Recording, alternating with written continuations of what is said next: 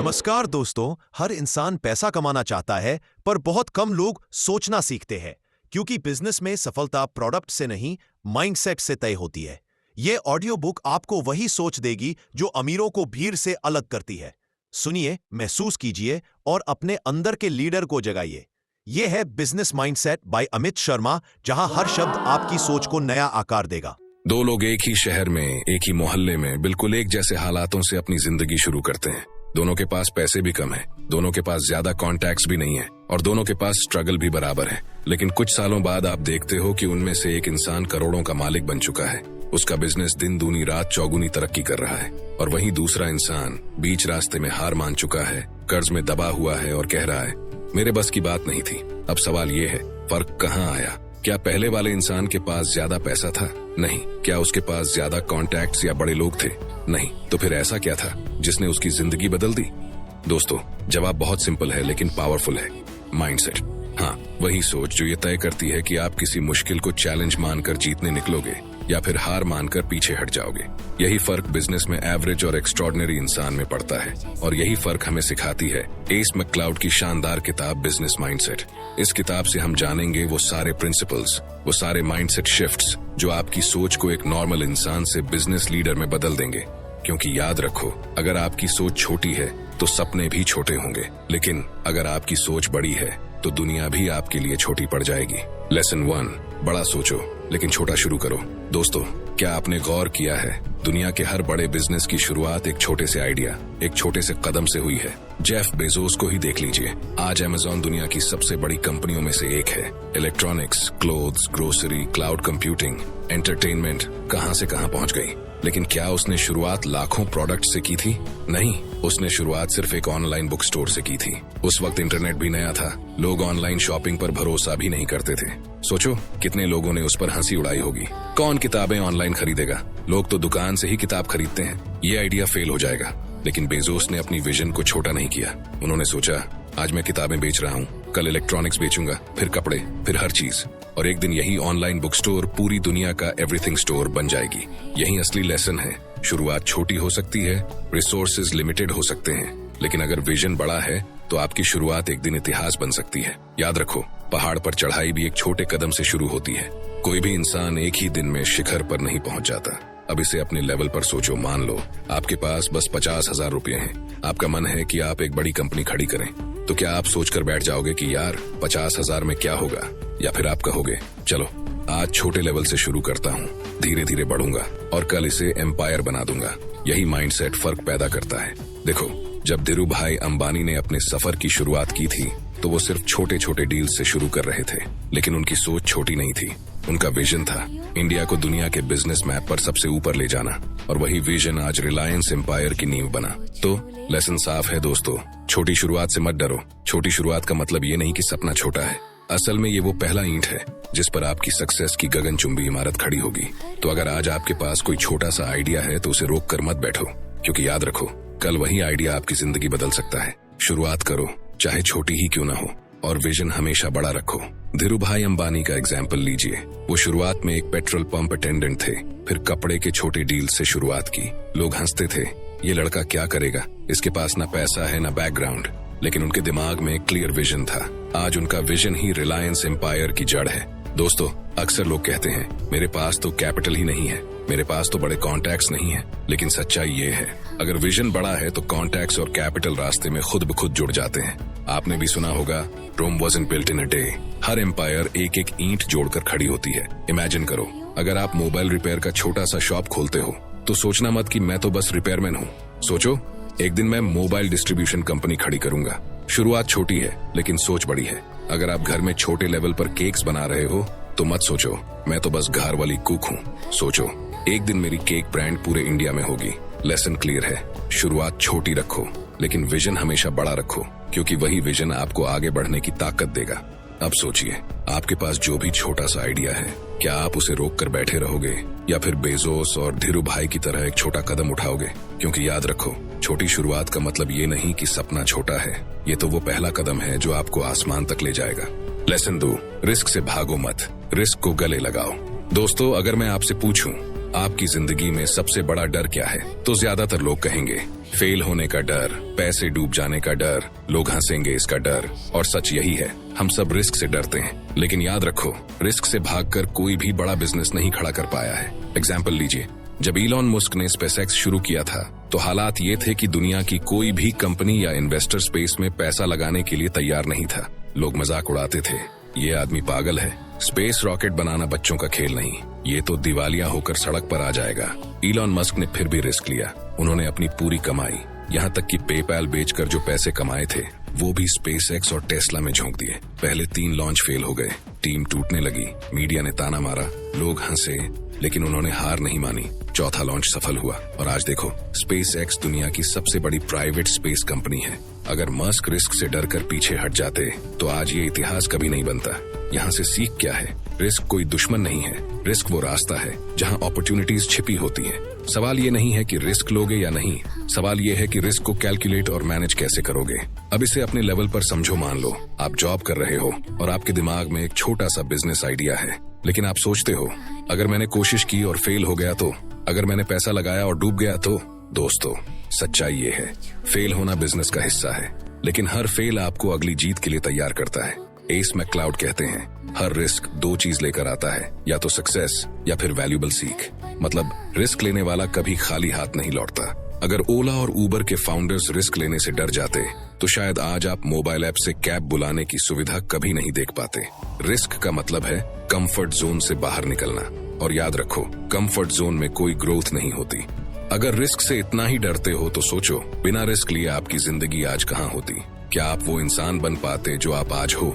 Risk वो चीज है जो आम आदमी को एंटरप्रेन्योर बनाती है। रिस्क वो आग है जो इंसान के अंदर के डर को जलाकर उसे स्टील बना देती है। लेसन क्लियर है, रिस्क से भागो मत, रिस्क को समझो, कैलकुलेट करो और फिर बोल्डली गले लगाओ। फेलियर्स आएंगे, लेकिन हर फेलियर आपको अगली सफलता के लिए तैयार करेगा। अब मैं आपसे पूछना चाहता हूँ, अगर जेफ बेजोस, एलॉन मस्क या धीरूभाई अंबानी रिस्क से डरकर पीछे हट जाते तो क्या आज उनकी कहानी हम सुना रहे होते? शायद नहीं। इसलिए याद रखो, रिस्क को अवॉइड करना ही असली रिस्क है।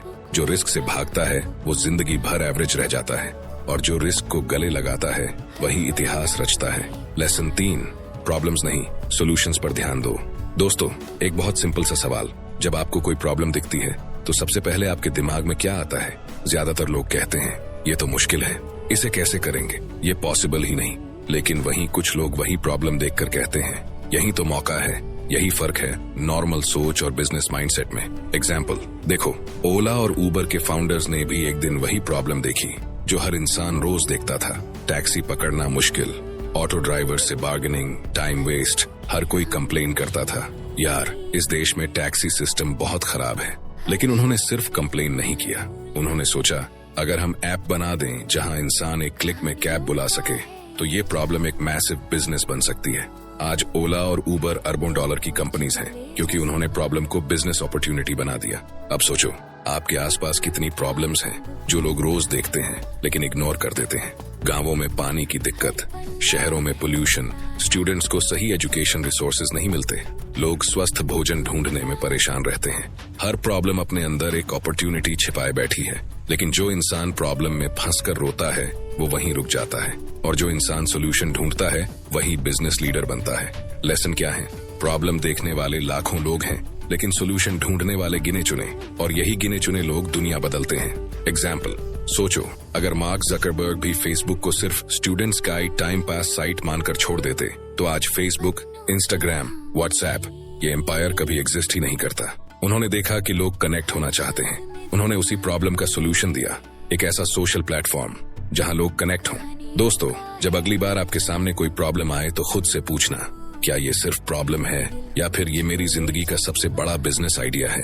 याद रखो, शिकायत करने से कोई अमीर नहीं बना, लेकिन सोल्यूशन ढूंढने वाले ही बिलियनर बने। एस मैक्लाउड कहते हैं, बिजनेस माइंडसेट वो है जो हर चैलेंज को अपॉर्चुनिटी की तरह देखता है, क्योंकि हर समस्या अपने अंदर एक सोने की खान छुपाए बैठी है। फाइनल लेसन, प्रॉब्लम मत देखो, सोल्यूशन खोजो, और जो इंसान सोल्यूशंस देता है वही असली विनर बनता है। अब आप सोचिए, आपके आसपास कौन सी प्रॉब्लम है जिसे लोग इग्नोर कर रहे हैं, लेकिन अगर आप उसका सोल्यूशन ढूंढ लें तो शायद अगला ओला, उबर या अमेज़न आपके ही नाम से बने। Lesson 4, value creation is wealth creation.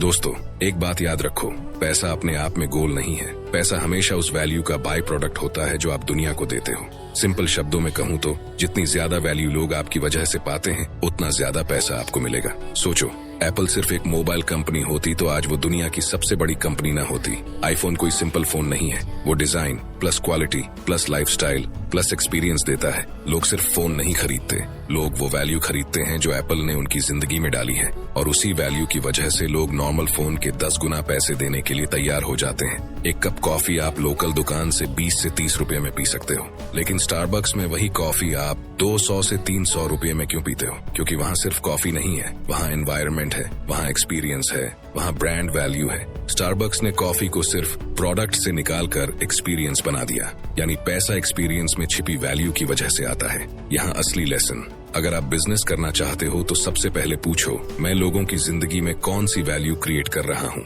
क्या आप उनका टाइम बचा रहे हो? क्या आप उन्हें कन्वीनियंस दे रहे हो? क्या आप उन्हें ट्रस्ट दे रहे हो? क्या आप उन्हें ऐसा सोल्यूशन दे रहे हो जो पहले किसी ने नहीं दिया? कैब तो पहले भी मिलती थी, लेकिन ओला और उबर ने लोगों को सेफ्टी, कन्वीनियंस और टाइम सेविंग वैल्यू दी। यानी प्रोडक्ट वही रहा, लेकिन वैल्यू बदल गई, और जब वैल्यू बड़ी हो गई तो पैसा अपने आप उनके पास खींचता चला आया। दोस्तों, अगली बार जब आप किसी प्रोडक्ट या सर्विस का सोचो तो ये मत पूछना कि इससे मैं कितना पैसा कमाऊंगा, पहले ये पूछना कि इससे लोगों को कितना फायदा होगा, क्योंकि पैसा उस वैल्यू के पीछे पीछे भागता है जो आप दुनिया को देते हो। मुंबई के डब्बे वाले हार्वर्ड केस स्टडी बने क्योंकि उन्होंने लोगों की जिंदगी में वैल्यू ऑफ ट्रस्ट और पंक्चुअलिटी दी। आज भी लाखों लोग उन पर भरोसा करते हैं क्योंकि उनकी गलती का रेशियो 1 में 16 मिलियन है। सोचो, वो सिर्फ खाना पहुंचाते हैं, लेकिन असल में वो वैल्यू दे रहे हैं। गर्मी में भी गर्म खाना, समय पर, बिना गलती। यही वैल्यू उनकी ताकत बनी। फाइनल लेसन, वेल्थ क्रिएशन हमेशा वैल्यू क्रिएशन से जुड़ा होता है। अगर आपकी प्रोडक्ट या सर्विस लोगों की जिंदगी आसान, बेहतर या खुशहाल बनाती है तो पैसा अपने आप आएगा। याद रखो, don't chase money, chase value, money will follow. अब आप खुद सोचिए, आपके आइडिया में वो कौन सी वैल्यू है जिसके लिए लोग आपको बार बार पैसे देंगे? क्या वो समय बचाने वाला है? क्या वो कंफर्ट है? क्या वो इमोशनल कनेक्शन है? जैसे ही ये सवाल का जवाब मिल गया, समझ लीजिए कि आपने अपने बिजनेस की गोल्ड माइन खोज ली है। लेसन 5, एडेप्टेबिलिटी, बदलो या पीछे रह जाओ। दोस्तों, दुनिया की सबसे बड़ी सच्चाई ये है कि कुछ भी स्थायी नहीं है। मार्केट बदलता है, लोग बदलते हैं, टेक्नोलॉजी बदलती है, और जो इंसान बदलने से इनकार करता है वो पीछे छूट जाता है। बिजनेस में सर्वाइवल का पहला रूल है एडेप्टेबिलिटी, मतलब हालात के हिसाब से खुद को बदल पाना। याद है आपको नोकिया? कभी ये दुनिया का नंबर 1 मोबाइल ब्रांड था, हर इंसान के हाथ में वही फोन होता था, लेकिन नोकिया ने स्मार्टफोन रेवोल्यूशन को एक्सेप्ट करने में देर कर दी। वो सोचते रहे, लोगों को हमारे पुराने कीपैड वाले फोन्स ही पसंद हैं, लेकिन एप्पल और सैमसंग ने स्मार्टफोन मार्केट को पकड़ लिया और नोकिया धीरे धीरे गायब हो गया। लेसन, अगर आप बदलाव के लिए तैयार नहीं हो तो मार्केट आपको बाहर कर देगा। Example 2, Netflix versus blockbuster. Blockbuster नाम की कंपनी कभी पूरी दुनिया में मूवीज रेंट कराने का सबसे बड़ा नाम थी। नेटफ्लिक्स ने जब ऑनलाइन मूवी स्ट्रीमिंग शुरू किया तो ब्लॉकबस्टर ने मजाक उड़ाया। उन्होंने कहा, लोग इंटरनेट पर मूवी क्यों देखेंगे, लोग तो हमारी दुकानों से ही डीवीडी रेंट करेंगे। ब्लॉकबस्टर बंद हो गया और नेटफ्लिक्स आज $1 बिलियन कंपनी है। लेसन, जो समय के साथ बदलता है वही जीतता है। एग्जाम्पल 3, रिलायंस जियो। भारत में टेलीकॉम कंपनियां सालों से एक ही तरीके से काम कर रही थीं, लेकिन जियो ने डेटा रिवॉल्यूशन लाया, सस्ता इंटरनेट, फ्री कॉल्स और डिजिटल इंडिया की शुरुआत। जो कंपनीज इस बदलाव को एक्सेप्ट नहीं कर पाई वो पीछे रह गईं और जियो मार्केट लीडर बन गया। असली सच्चाई एडेप्टेबिलिटी का मतलब है नई टेक्नोलॉजी को अपनाना, मार्केट के बदलते ट्रेंड को समझना, कस्टमर की नई डिमांड के हिसाब से अपने प्रोडक्ट या सर्विस को इवॉल्व करना। अब ऑडियंस से सीधे सवाल, दोस्तों सोचो, अगर आज आपके बिजनेस या स्किल की डिमांड कल खत्म हो जाए तो क्या आपके पास कोई बैकअप प्लान है? क्या आप खुद को नई डायरेक्शन में ढाल सकते हो, या आप कहोगे नहीं, मैं तो यही करूंगा चाहे दुनिया बदल जाए? याद रखो, दुनिया नहीं रुकेगी, दुनिया आगे बढ़ेगी। अगर आप बदलने से इनकार करोगे तो दुनिया आपको पीछे छोड़ देगी। सोचो, कुछ साल पहले फोटोग्राफर्स सिर्फ स्टूडियो में शादी, ब्याह और पासपोर्ट फोटोज खींचते थे, लेकिन जिन लोगों ने जल्दी अडेप्ट करके drone photography, pre wedding shoots और डिजिटल एडिटिंग अपनाई, आज उनके क्लाइंट पूरे देश विदेश से आते हैं और उनकी आय कई गुना बढ़ चुकी है। और जिन फोटोग्राफर्स ने बदलाव को एक्सेप्ट नहीं किया वो आज भी छोटे स्टूडियो तक ही सीमित रह गए। फाइनल लेसन, चेंज से मत भागो, चेंज को गले लगाओ। एडेप्टेबिलिटी ही सर्वाइवल और ग्रोथ की कुंजी है। जो बदलता है वही आगे बढ़ता है, जो रुकता है वही डूबता है। अब सोचो, आप अपने बिजनेस या करियर में कितने अडेप्टेबल हो। क्या आप बदलाव का इंतजार करते हो या बदलाव को खुद क्रिएट करते हो। यही माइंडसेट आपके फ्यूचर का फैसला करेगा। Lesson 6, persistence. हार मानना मना है। दोस्तों, अगर बिजनेस की दुनिया का सबसे बड़ा राज मैं आपको बताऊं तो वो ये होगा, सफल लोग वो नहीं हैं जो कभी फेल नहीं हुए, सफल लोग वो हैं जो फेल होने के बाद भी हार नहीं माने। आपने KFC का नाम तो सुना ही होगा। उसके फाउंडर कर्नल सैंडर्स की कहानी परसिस्टेंस का सबसे बड़ा सबूत है। सोचिए, उनकी उम्र 65 साल थी जब लोग आमतौर पर रिटायर होकर आराम करने की सोचते हैं। उन्होंने अपनी चिकन रेसिपी बेचने का आइडिया लेकर निकल पड़े, लेकिन उन्हें 1000 से ज्यादा बार रिजेक्ट किया गया। हाँ, 1000 से भी ज्यादा बार लोगों ने कहा ये काम नहीं चलेगा, लेकिन उन्होंने हार नहीं मानी। आखिरकार एक रेस्टोरेंट ओनर ने उनकी रेसिपी ट्राई की और वहीं से KFC की शुरुआत हुई। आज KFC पूरी दुनिया में करोड़ों का बिजनेस है। एडिसन ने जब बल्ब बनाया तो 1000 से ज्यादा बार एक्सपेरिमेंट फेल हुए। लोग कहते थे ये पागल है, लेकिन एडिसन कहते थे मैं फेल नहीं हुआ, मैंने सिर्फ 1000 तरीके ढूंढे जो काम नहीं करते। यही परसिस्टेंस का असली मीनिंग है। हर फेल को एक सीख मानना और आगे बढ़ते रहना। जब उन्होंने टेक्सटाइल बिजनेस शुरू किया था तो शुरुआत में बहुत सारे लॉस हुए। लोगों ने कहा ये लड़का ज्यादा दिन टिक नहीं पाएगा, लेकिन धीरूभाई का बिलीफ और परसिस्टेंस ही था जिसने उन्हें भारत का सबसे बड़ा बिजनेसमैन बना दिया। असली सच्चाई, फेल होना नॉर्मल है। सक्सेस और फेलियर के बीच का फर्क सिर्फ एक चीज है, परसिस्टेंस। अब ऑडियंस से डायरेक्ट डायलॉग। सोचो दोस्तों, अगर आप हर बार फेल होने पर हार मान लोगे तो क्या आप कभी अपनी मंजिल तक पहुंच पाओगे? नहीं, क्योंकि हर बार हार मानना मतलब है अपने सपनों को खुद मार देना। लेकिन अगर आप हर फेल के बाद उठ खड़े होते हो तो दुनिया की कोई ताकत आपको रोक नहीं सकती। मान लो आप मेडिकल की पढ़ाई कर रहे हो। पहली 2-3 बार में आपके एग्जाम्स क्लियर नहीं होते। प्रैक्टिकल में बार बार मिस्टेक्स होती हैं। अगर आप हार मानकर बीच में छोड़ दोगे तो आपका डॉक्टर बनने का सपना वहीं खत्म हो जाएगा। लेकिन अगर आप परसिस्ट करते हो, रोज पढ़ते हो, प्रैक्टिस करते हो, अपनी स्किल्स इंप्रूव करते हो, तो एक दिन आप एग्जाम क्लियर कर लोगे, डॉक्टर बन जाओगे और हजारों लोगों की जिंदगी बचाने का मौका मिलेगा। यानी परसिस्टेंस ही सपने को रियलिटी में बदलती है। फाइनल लेसन, फेलियर्स टेम्पररी होते हैं, हार मानना परमानेंट होता है। परसिस्टेंस ही एवरेज इंसान को लेजेंड बनाता है।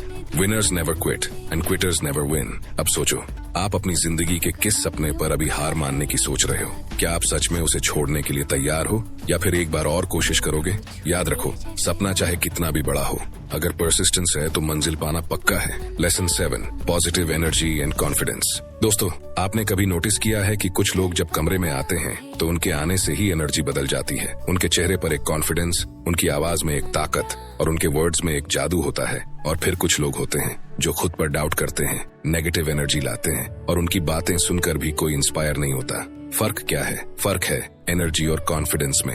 Example 1, Steve jobs. एप्पल का पहला प्रोडक्ट जब लॉन्च हुआ था तो टेक इंडस्ट्री के बड़े बड़े लोग हंस रहे थे, लेकिन स्टीव जॉब्स का कॉन्फिडेंस इतना जबरदस्त था कि उन्होंने दुनिया को कन्विंस कर दिया यह केवल एक कंप्यूटर नहीं है, यह भविष्य है। लोग उनके कॉन्फिडेंस से इतने प्रभावित हुए कि उन्होंने सिर्फ प्रोडक्ट नहीं खरीदा बल्कि उनकी विजन खरीदी। लेसन, कॉन्फिडेंस बिकता है। अगर आप खुद पर विश्वास नहीं करेंगे तो कोई और भी आप पर विश्वास नहीं करेगा। एग्जाम्पल 2, रतन टाटा। जब उन्होंने नैनो कार का आइडिया रखा तो मीडिया और लोग मजाक उड़ाने लगे, लेकिन उन्होंने पॉजिटिव एनर्जी और कॉन्फिडेंस के साथ जवाब दिया, मैंने वादा किया है to give India a car at the price of a bike and I will deliver it. उनका कॉन्फिडेंस लाखों मिडिल क्लास फैमिलीज के लिए आशा बन गया। पॉजिटिव एनर्जी क्यों जरूरी है? बिजनेस सिर्फ नंबर्स और डील्स का खेल नहीं है, ये लोगों को इन्फ्लुएंस करने, इंस्पायर करने और जोड़ने का खेल है। टीम तभी मोटिवेट होगी जब लीडर की एनर्जी पॉजिटिव होगी। इन्वेस्टर तभी इन्वेस्ट करेगा जब उसे आपके कॉन्फिडेंस में ट्रस्ट दिखेगा। कस्टमर तभी बार बार आएगा जब उसे आपकी एनर्जी में ऑथेंटिसिटी दिखेगी। अब ऑडियंस से डायरेक्ट डायलॉग। सोचो दोस्तों, अगर आप खुद पर डाउट करते हो तो आपकी टीम, आपके कस्टमर, आपके क्लाइंट आप पर क्यों भरोसा करेंगे? अगर आप मीटिंग में एंटर होते ही नेगेटिव फेस लेकर बैठ जाते हो तो सामने वाला आप पर इन्वेस्ट क्यों करेगा? एनर्जी कंटेजियस होती है। अगर आप कॉन्फिडेंट और पॉजिटिव हो तो लोग ऑटोमेटिकली आपकी ओर खींचते हैं। एक क्रिकेट कैप्टन की पॉजिटिव एनर्जी पूरी टीम की एनर्जी बदल देती है। अगर कैप्टन खुद घबराया हुआ है तो पूरी टीम हार जाती है, लेकिन अगर कैप्टन आत्मविश्वास से भरा है तो एवरेज प्लेयर्स भी एक्स्ट्रॉर्डिनरी खेलते हैं। बिजनेस में भी लीडर वही है जो अपनी पॉजिटिव एनर्जी से पूरी टीम का लेवल ऊपर उठाए। People don't by your product first, they by your confidence first. अब सोचो, आज जब आप किसी से मिलते हो तो क्या आपकी एनर्जी ऐसी होती है कि लोग आपको याद रखें? क्या आपका कॉन्फिडेंस इतना स्ट्रांग है कि लोग आपकी बात मानने पर मजबूर हो जाएं। याद रखो, अगर आपके अंदर कॉन्फिडेंस और पॉजिटिव एनर्जी है तो दुनिया आपकी हर कमी ओवरलुक कर देगी, लेकिन अगर ये दो चीज नहीं है तो दुनिया आपकी हर स्किल को भी इग्नोर कर देगी। दोस्तों, आज हमने एस मैक्लाउड की किताब बिजनेस माइंडसेट से वो सारे प्रिंसिपल सीखे जो किसी भी आम इंसान को एक सच्चा एंटरप्रेन्योर और बिजनेस लीडर बना सकते हैं। आओ एक बार रिकैप करते हैं। नंबर 1, बड़ा सोचो लेकिन छोटा शुरू करो, क्योंकि हर एम्पायर एक छोटे कदम से शुरू होती है। नंबर 2, रिस्क से भागो मत, रिस्क को गले लगाओ, क्योंकि असली अपॉर्चुनिटी वहीं छिपी होती है। नंबर 3, प्रॉब्लम्स मत देखो, सॉल्यूशंस ढूंढो, क्योंकि शिकायत करने वाले बहुत हैं लेकिन सॉल्यूशन देने वाले ही अमीर बनते हैं। नंबर 4, वैल्यू क्रिएशन ही वेल्थ क्रिएशन है। पैसे के पीछे मत भागो, वैल्यू दो, पैसा खुद पीछे भागेगा। नंबर 5, एडेप्टेबिलिटी ही सर्वाइवल है। जो बदलता है वही आगे बढ़ता है, जो रुकता है वही डूबता है। नंबर 6, परसिस्टेंस, हार मानना मना है। याद रखना, फेलियर्स टेम्पररी होते हैं लेकिन हार मानना परमानेंट होता है। नंबर 7, पॉजिटिव एनर्जी और कॉन्फिडेंस, लोग आपके प्रोडक्ट से पहले आपका कॉन्फिडेंस खरीदते हैं। दोस्तों, अब आप सोचो, आपकी जिंदगी में कौन सा सपना है जो आप बार बार टाल रहे हो? कौन सा बिजनेस आइडिया है जिसे आप डर की वजह से शुरू नहीं कर पा रहे हो? कौन सा गोल है जिसे आप बार बार अधूरा छोड़ देते हो? याद रखो, दुनिया को आपके आइडिया की जरूरत है, लोगों को आपकी वैल्यू की जरूरत है, लेकिन फर्क डालेगा सिर्फ एक चीज, आपका माइंडसेट। बिजनेस माइंडसेट अपनाओ और देखो कैसे आपकी छोटी सी शुरुआत एक दिन पूरी दुनिया बदल देती है। आज से खुद से ये वादा करो, मैं छोटा सोचकर अपने सपनों को नहीं मारूंगा, मैं रिस्क से नहीं भागूंगा, मैं हर प्रॉब्लम में अपॉर्चुनिटी ढूंढूंगा, मैं वैल्यू क्रिएट करूंगा, पैसा खुद आएगा, मैं हर चेंज को एक्सेप्ट करूंगा, मैं परसिस्टेंस के साथ खड़ा रहूंगा और मैं हर दिन पॉजिटिव एनर्जी और कॉन्फिडेंस लेकर आगे बढ़ूंगा, क्योंकि असली जीत माइंडसेट की होती है और जब माइंडसेट जीत जाता है तो दुनिया भी आपके आगे झुक जाती है। अगर आपको इस वीडियो से कुछ भी सीखने को मिला तो अभी लाइक दबाओ, शेयर करो और चैनल को सब्सक्राइब करो, क्योंकि यहाँ हम सिर्फ किताबों की समरीज नहीं करते, यहाँ हम सोच बदलते हैं और जब सोच बदलती है तो पूरी जिंदगी बदल जाती है। दोस्तों, याद रखो, हम सिर्फ वीडियोस नहीं बना रहे, हम एक क्रांति ला रहे हैं और उस क्रांति का हिस्सा बनना है तो अभी सब्सक्राइब करो, क्योंकि अगली सक्सेस स्टोरी आपकी हो सकती है। अगर आपको ये वीडियो पसंद आया हो तो यकीन मानिए ये भी जरूर आएगा जो अभी आपके स्क्रीन पर दिख रहा है। इस पर अभी क्लिक करो और देखो, मैं यही मिलूंगा आपको इस वीडियो में। Thanks for watching, love you all.